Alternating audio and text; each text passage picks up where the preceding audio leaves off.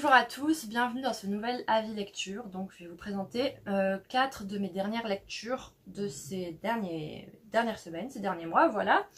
Donc sans plus tarder, on va commencer.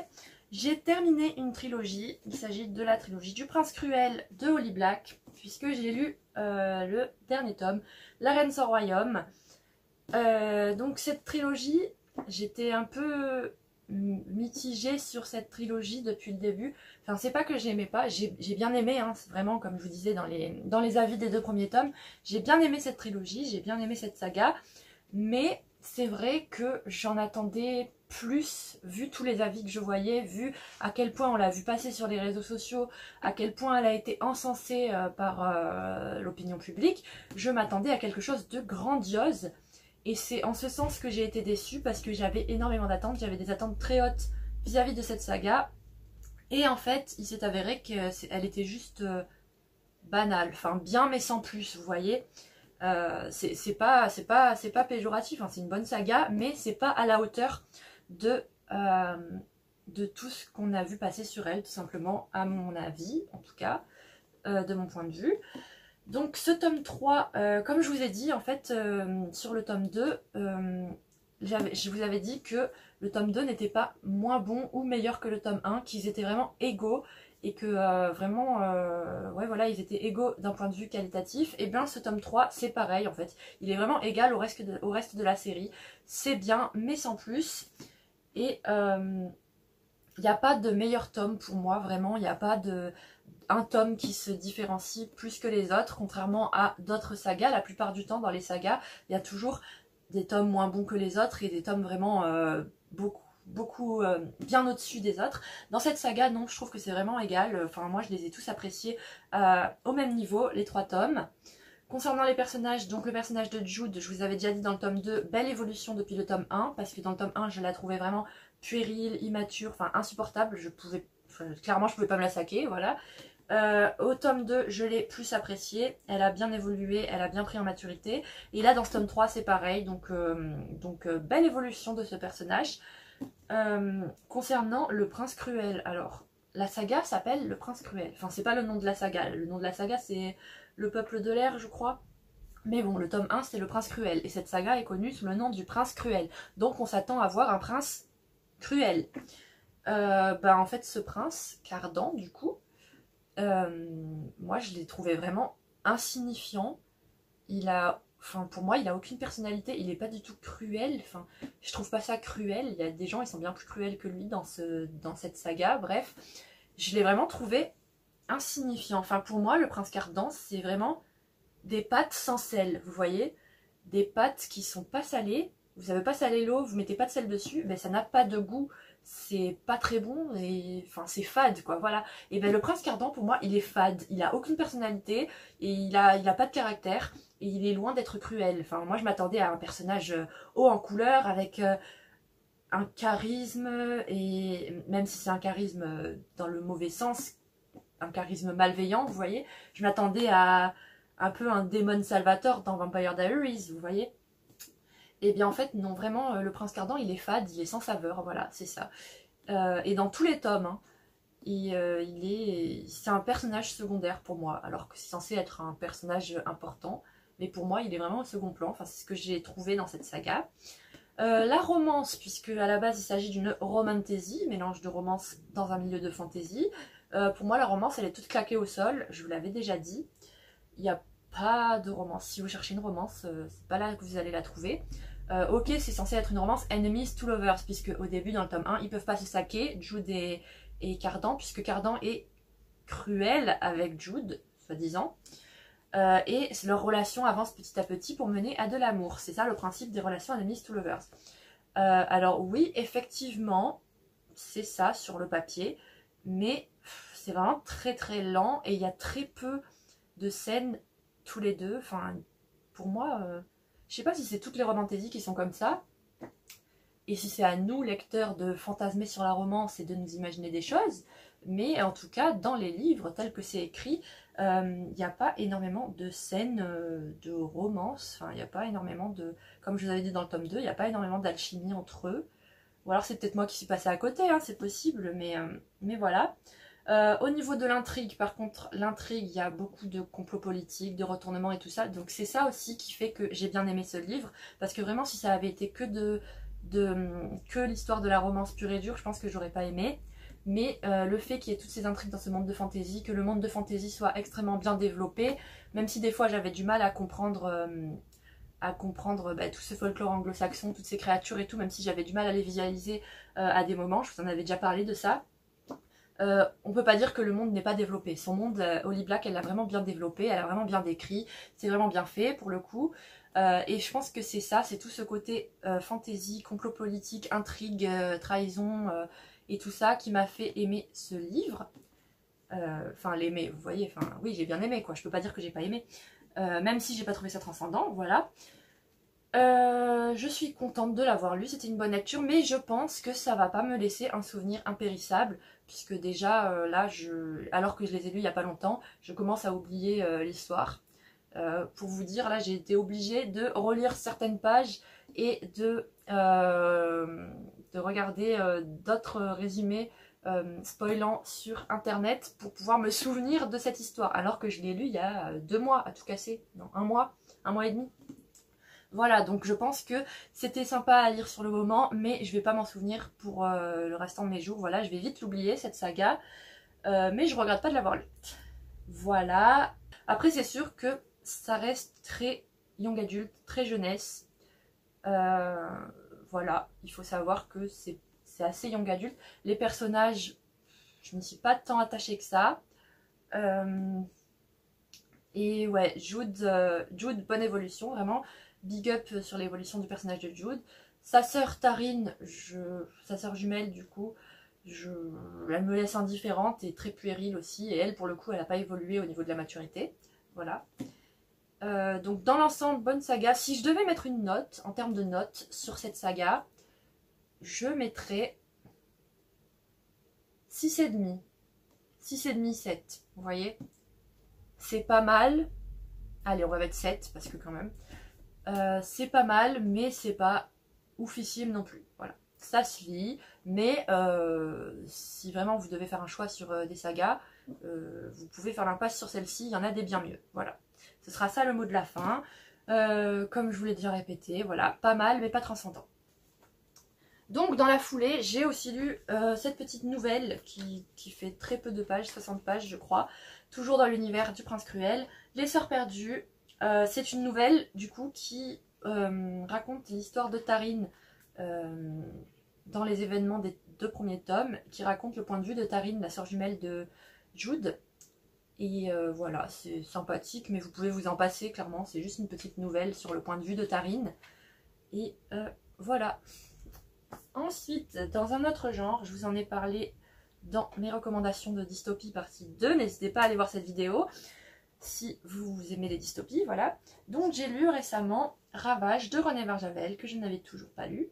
Donc René Barjavel, on le présente plus, grand nom des romans d'anticipation, un grand nom de la dystopie française, et voilà, roman d'anticipation français. Ravage, donc il s'agit d'une dystopie dans laquelle on se trouve dans un monde très moderne, très basé sur les sciences et les technologies, voilà, très édulcoré, tout repose sur la technologie, tout repose sur l'électricité, voilà, un peu une utopie, un peu à la meilleure des mondes d'Aldous Huxley, sauf qu'un jour il va y avoir un événement qui va arriver et l'électricité va arrêter de fonctionner tout simplement. Les avions vont tomber du ciel d'un coup, toute la ville va être plongée dans le noir. On se situe à Paris au début. Et donc, ça va être clairement l'apocalypse sur Terre, l'enfer sur Terre, parce que les gens ne peuvent plus se débrouiller sans électricité. Ils ne savent plus rien faire par eux-mêmes. Et donc, on va suivre un groupe de survivants mené par... je sais plus comment il s'appelle, François. Oui, je crois qu'il s'appelle François. Oui, François le Français. On va suivre un groupe de survivants menés par François qui vont essayer de quitter Paris et son enfer et l'apocalypse qui lui est tombé dessus pour essayer de survivre. Donc on va les suivre dans leur périple jusqu'au sud de la France, puisque le sud de la France est une partie dans laquelle il n'y a pas encore toutes ces technologies et tout ça, ils sont quand même restés pas mal aux traditions d'avant, donc à tout faire à la main et tout ça, et du coup ils peuvent survivre dans le sud de la France. Du coup on va les suivre à travers ce périple. Bref, bon, il faut le lire pour comprendre. Donc j'ai beaucoup aimé, René Barjavel j'aime toujours beaucoup, René Barjavel, voilà ce qu'il fait. Il nous décrit à chaque fois un tableau de la société qui est très satirique, très... oui, il est très dans la critique de la société, René Barjavel. Donc, roman d'anticipation qui a été écrit en 1943. Premier roman de science-fiction française, de roman d'anticipation, voilà, en France. Un des premiers du genre. Et oui, j'ai beaucoup aimé parce qu'il y a beaucoup d'idées qui sont vraiment très visionnaires pour l'époque. Et il y a des choses, vous voyez, enfin au niveau des technologies, en fait, il a décrit des choses qu'on a nous dans notre monde, mais que lui en 43, ça n'existait pas et c'était même pas envisageable. Et lui, il a réussi à imaginer ce que pourrait être la vie à notre époque actuelle en fait. C'est vraiment compliqué hein, aujourd'hui. J'ai du mal comme d'habitude pour les avis lecture. Mais bref, ce qu'il faut retenir, c'est que j'ai beaucoup aimé. Très bonne dystopie, très bon roman d'anticipation que je vous recommande grandement. Donc, Ravage de René Barjavel. Oui, voilà, il décrit des choses. Genre, à un moment, il parle d'un procédé dans le train qui permet, pour ne pas déranger les autres à côté de vous, avec la lumière, voilà, qui permet d'écouter votre livre ou votre journal ou votre magazine. Donc clairement, c'est nos livres audio à nous qu'on a aujourd'hui, vous voyez. Et bien lui, il a décrit ça en 1943 quand même. Donc voilà, il y a plein de trucs comme ça qui me font rester sur mon idée que René Barjavel, c'était vraiment un génie, vraiment génie ce gars. Je l'adore. Lisez tous les livres de Roman Barjavel, je peux que vous les conseiller. C'était vraiment un visionnaire, voilà, et voilà. Quand il s'agit de René Barjavel, j'ai tendance à perdre mes mots, hein, vous avez remarqué. Mais bref, c'est un peu mon père spirituel, voilà.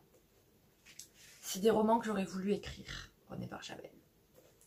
Bref, ensuite, dans un autre genre, j'ai continué une saga que j'adore, qui fait partie de mes sagas préférées.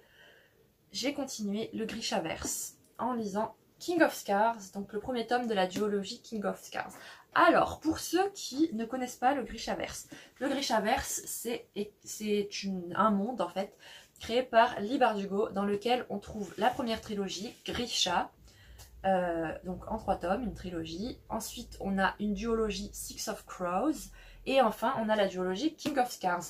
Toutes ces 3 différentes sagas, en fait, cette trilogie et ces 2 duologies, sont différentes, n'ont pas la même histoire et peuvent se lire indépendamment, mais se déroulent dans le même monde, donc dans le monde des Grisha. Les Grisha, qu'est-ce que c'est? Ce sont des êtres qui sont dotés de pouvoirs magiques, voilà, clairement. Donc voilà, c'est une de mes sagas préférées, la saga Grisha. Et quand je dis la saga Grisha, je compte Six of Crows et King of Scars. Pour moi, la saga Grisha, c'est vraiment tout le Grishaverse. Donc là, j'ai déjà lu toute la saga Grisha et les 2 Six of Crows. Il y a beaucoup de gens qui préfèrent Six of Crows à Grisha. Moi, c'est l'inverse. J'ai préféré Grisha à Six of Crows. Six of Crows, j'ai adoré.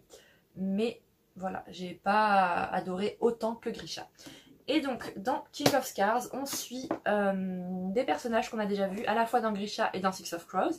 Donc, on va suivre Nikolai, Zoya, Nina et d'autres personnages, voilà. Ça se situe après les événements de Grisha et après les événements de Six of Crows. Et donc, on va avoir le point de vue de ces différents personnages à différents endroits du royaume. Donc par exemple Nina, elle est à Gerda, j'arrive jamais à le dire, et on va suivre Nicolas et Zoya à Ravka. Et donc il y a 2 histoires en parallèle, il y a l'histoire de Nina et l'histoire de Nikolai qui vont se rejoindre à la fin. J'ai beaucoup aimé King of Scars. Vraiment, j'ai préféré King of Scars à Six of Crows. Si je devais les classer, du coup, les différentes sagas du Grishaverse, je mettrais Grisha, King of Scars, Six of Crows, voilà. Donc, j'ai énormément aimé retrouver ces personnages, des personnages que j'adore. Dans un monde vraiment... Enfin, maintenant, ce monde, à chaque fois que j'y retourne, je me dis c'est la maison, quoi. Je connais le monde par cœur, les différents peuples et tout. C'est vraiment très bien écrit, très bien abordé par Leigh Bardugo. Cette histoire, elle est vraiment... Ben, en fait, l'intrigue, elle est un peu lente, mais finalement, le livre est très prenant. Parce que c'est surtout... En fait, l'intrigue du côté de Nikolai, elle est assez lente. Mais voilà, c'est très prenant. Alors que l'intrigue du côté de Nina, elle bouge pas mal. J'ai adoré les deux intrigues différentes. Il y a une romance qui commence à se mettre en place entre deux personnages que j'adore vraiment. C'est mes bébés, ces personnages. Il y a vraiment beaucoup d'émotions dans ce livre parce qu'il y a plein de références au personnage de Grisha et au personnage de Six of Crows. Si vous avez lu Six of Crows, le tome 2, et que comme moi vous avez pleuré à la mort d'un certain personnage, je ne vais pas en dire plus sinon je vais vous spoiler, et bien sachez que vous allez pleurer aussi dans ce tome là, puisque voilà, on va faire beaucoup de références à ce personnage du point de vue de Nina, voilà, vous savez tout. Et donc on va suivre Nina dans sa reconstruction, parce que si vous avez lu Six of Crows, vous savez ce qui lui est arrivé à elle aussi. C'est dur de ne pas vous spoiler les premières trilogies, mais bref, King of Scars, j'ai adoré, j'adore cette saga, une de mes sagas préférées, le Grishaverse, je vous recommande grandement. C'est compliqué de résumer parce que c'est vraiment très, très dense et très, très... Ouais, c'est énorme le Grishaverse, c'est tout un monde en fait, ce serait comme essayer de vous résumer le monde du Seigneur des Anneaux. Je connais pas trop le Seigneur des Anneaux, j'aime pas trop, mais j'ai vu les films. Et je sais que c'est un monde assez dense, assez complexe et tout, même si je suis pas une professionnelle. Hein. Et donc ce serait un peu comme essayer de vous résumer le monde du Seigneur des Anneaux, vous voyez, c'est compliqué. Il faut le lire pour le croire, il faut le lire pour aimer, il faut le lire pour adorer vraiment. Les personnages ils sont géniaux dans le Grishaverse, ils sont géniaux, pardon. Ils sont géniaux, ils ont tous une bonne construction. Et puis là, King of Scars, pour moi, c'est la duologie de nostalgie, en fait. On a la nostalgie des sagas précédentes, parce que on se retrouve dans des lieux qu'on a déjà vus, des lieux emblématiques du Grishaverse, avec des personnages emblématiques. Et voilà, c'est génial, je vous recommande grandement Grisha. Pour moi, je pense qu'il est mieux d'avoir tout lu pour pouvoir lire celui-là, mais après si vraiment vous voulez pas lire les premiers tomes, non, vous allez rien comprendre en fait. Je pense que Six of Crows peut se lire indépendamment de Grisha et inversement, mais je pense quand même que King of Scars, il faut avoir lu au moins Grisha ou au moins Six of Crows pour le lire, quand même. Vous pouvez pas le lire indépendamment. Donc voilà, j'ai trop hâte de lire le tome 2 vraiment, mais en même temps j'ai hâte, mais en même temps je me dis après il n'y aura plus rien. Il n'y a plus rien après King of Scars. Donc, Leigh Bardugo, écris-nous d'autres choses dans le Grishaverse, s'il te plaît, si tu passes par là, ce qui est improbable et impossible. Mais si jamais l'ange gardien de Leigh Bardugo m'écoute, dis-lui d'écrire d'autres romans dans cet univers, parce que le Grishaverse, vraiment, c'est du génie, c'est génial, j'adore. Et enfin, on va terminer avec Lightlark de Alex Aster, livre qui a eu une énorme promotion de la part de la maison d'édition Lumen, dont on a entendu parler partout et pour lequel j'avais énormément d'attentes. Vraiment, j'attendais ce livre comme le Messie. Dans ma tête, je le voyais déjà comme le prochain Hunger Games. Je me disais que ça allait être une saga que j'allais adorer, dans laquelle j'allais shipper des personnages, que j'allais vraiment vibrer avec cette saga. J'avais beaucoup d'attentes.